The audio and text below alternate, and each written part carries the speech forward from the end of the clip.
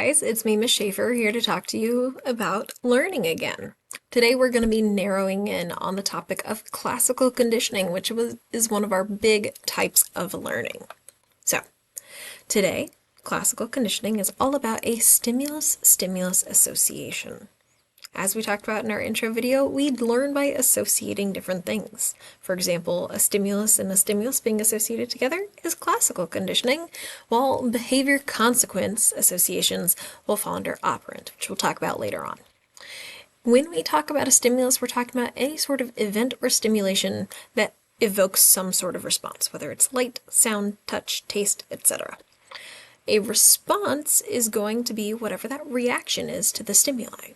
In the case of the classical conditioning, we're going to be looking at a lot of autonomic or involuntary reactions, like flinching, heart racing, jumping, nausea, anxiety, arousal, something like that. So, we have two different kinds of responses that we are going to be seeing here. There's unconditioned responses, which are the naturally occurring reaction to stimuli. So this is when you salivate to food or squint or blink when there's bright light going on. And any sort of fear reaction when there's something dangerous. Then we have conditioned responses, which are going to be learned reactions to stimuli that don't occur naturally. Now, these can be the same response behavior physically, but it's in response to a different stimuli, which makes it different. For example, if we salivate to a tone, that doesn't naturally happen, but if we've learned to associate the tone with food, we might learn to have the conditioned reaction of salivating to a tone. Right? Same for squinting or blinking to a noise. If we're used to the noise being accompanied with a bright light, we might associate them together and start having the conditioned reaction of squinting or blinking to that noise. Now again, in classical conditioning, we're looking at primarily involuntary or autonomic responses. So these are not choice behaviors, they're things that your body sort of does automatically. So there's some acronyms you're going to see in classical conditioning. There's a couple variations you may see in how many letters they want to include, but you do need to know what these words are. First is the UCS, or sometimes US. It's our unconditioned stimulus. It is the stimulus that is going to naturally and automatically elicit a stimulus. Then we have our unconditioned response, which would be the UCR or the UR. This is the unlearned, naturally occurring response that happens to that unconditioned stimulus. Right? So again, with food being an unconditioned stimulus, it's something we naturally react to. A lot of times we'll salivate, which is an unconditioned response. A neutral stimulus is going to be a stimulus that typically elicits no response before conditioning. This will eventually become a conditioned stimulus, but before conditioning happens, it's neutral. It doesn't do anything. Our conditioned stimulus is going to be the neutral stimulus once it's become associated with the unconditioned stimulus, and it will elicit a response similar to the one of the unconditioned stimulus, but instead it's doing that without the unconditioned stimulus present. So this is after the learning has happened, we have a conditioned stimulus. Then we're going to have a conditioned response, which is that learned response to the conditioned stimulus. It'll be the same response as the unconditioned response, it'll just be to the conditioned stimulus instead. Right, so this time, instead of it being a natural response, it's something that we've learned. So, looking at the father of classical conditioning, we have Ivan Pavlov, who was a Russian physiologist, not really a psychologist, who was studying digestion and reflexes in dogs. He happened to notice that his dogs began salivating to signals that predicted food, sparking him to do additional research on this. He did a variety of different experiments, including using different stimuli like tones from a metronome, buzzers, even lights to see if the dogs would react to those stimuli associated with food. He found that the dogs are able to learn these autonomic biological behaviors when they are linked to a previous neutral stimulus. So this ended up sparking a lot of work in psychology, inspiring different psychologists like John B. Watson and later B.F. Skinner, who end up building on the research to look at how we can manipulate behavior through experiences. So if you've ever heard Pavlov, well, there's a reason that name might ring a bell. So let's take a look at a version of Pavlov's studies with his dogs. So at the beginning, they have the unconditioned stimulus, which is what the dogs normally react to.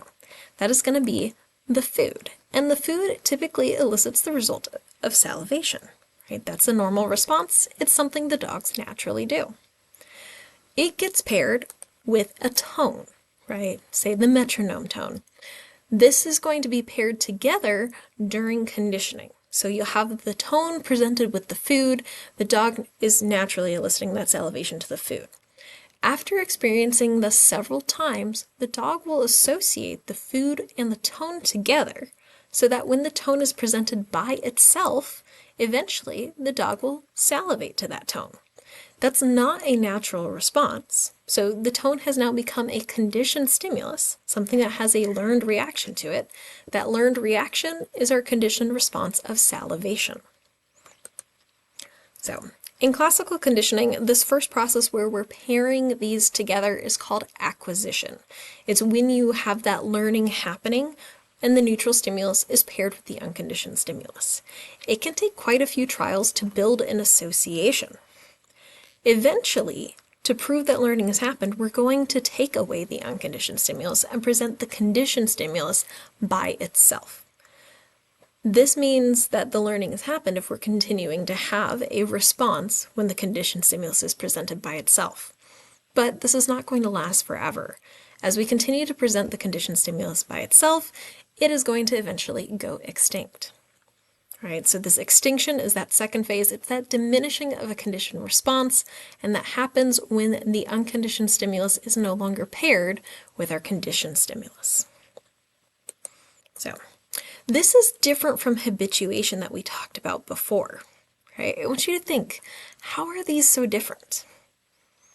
Well, the big thing is that habituation is going to be the decreasing of an unconditioned response, so something that naturally occurs, whereas extinction is going to be the diminishing of a learned response.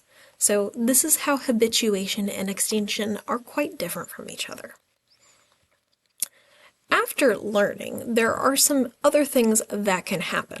Right? So after we have had that acquisition, pairing our two stimuli together, and the extinction after we present our conditioned stimulus alone, it could happen that there is a reappearance of our conditioned response.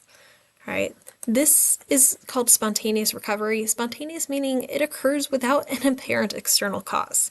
It's not that we've suddenly started presenting our conditioned stimulus and unconditioned stimulus together again. That would be reacquisition. This is where the behavior just appears to come back and eventually it will go extinct again. Some other interesting things that can happen is stimulus generalization, where we react to similar stimuli to the conditioned stimulus and have the same responses. Right? So an example would be like reacting to all ringtones instead of just your own. We also have stimulus discrimination, which is sort of the opposite of stimulus generalization. This is our ability to differentiate between similar stimuli to our conditioned stimulus. Now, let's see if we can apply this to Pavlov's dogs. Go ahead, pause the video, see if you can connect this yourself, and then check in with me. I'll trust that you did that. So, applying this to the case of Pavlov's dogs. Right, our acquisition phase is when we are pairing the tone and the food together. Right, eventually, when we want to see that learning has occurred, we're going to present the tone, our conditioned stimulus, by itself. It should elicit the conditioned response of salivation for a while, but eventually, after many experiences with the conditioned stimulus of the tone all by itself without any food, that behavior will diminish. It'll become weaker and eventually go away. There's a chance that one day it could spontaneously recover and the dog will start salivating to the tone again, but eventually it will disappear again. If the dogs are going to generalize to the stimulus, they would react to more than just that one tone. perhaps it's a really high-pitched tone, but they also react to a lower-pitched tone. That would be them generalizing. But if they only react to a very specific tone, right, or a very specific pitch or timbre of that tone, that is going to be stimulus discrimination, right? So they're able to know that they only want to salivate to one tone and not another because only that one tone is truly associated. So let's try another example here. And I want you to think about how you would try to apply stimulus generalization and discrimination here. So before conditioning, say we have a person who's experiencing chemotherapy. When they go to chemotherapy, they experience nausea, right? Something that they also encounter when they go to chemotherapy is the waiting room. So over time, they start to pair that waiting room and the chemotherapy together, and just being in the waiting room makes them feel nauseous. The waiting room isn't something that naturally makes them feel nauseous, right? But they've learned to have that association between chemotherapy and the waiting room, which makes them feel that nausea. So if they're going to generalize, perhaps they start reacting to overall the entire hospital hallway or clinic hallway. Maybe they start reacting to all similar chairs or similar medical settings. Right? Or maybe they discriminate and they only react to that specific hallway, that specific waiting room, or a specific chair that they're used to being in. So, another example that we're going to get into is going to be on the next page of your notes is the Little Albert example. Now, this was a study done by John Watson, who is one of the first people to apply the understandings of classical conditioning to people. In the Little Albert study, we had a young boy who was taught to associate a loud noise that often made him have this fear reaction and would cry to a white rat. So the white rat was presented with the loud noise several times in that phase called acquisition, right? And they are paired together until an association is made and the white rat becomes a conditioned stimulus that elicits a fear response where little Albert cries. Right? So this becomes a ethical concern for a little bit of, well, a couple reasons. I want you to think about it and we're going to talk about this in class. So there are some additional things you need to know about classical conditioning. There's some special things that can happen. One is a taste aversion. It's a one-trial conditioning. This is something that happens when someone eats or drinks something and later gets sick. You can get sick pretty much immediately or even hours after eating, but it'll lead you to want to avoid that food or flavor in the future.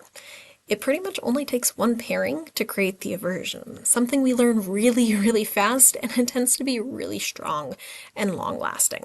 We see this in humans and animals. And when you have a taste aversion, you really don't want that food again. I have a very weird taste aversion that I had when I was a child. I had a giant pot of chocolate left over after making some chocolate-covered somethings, and I ate that whole pot by myself.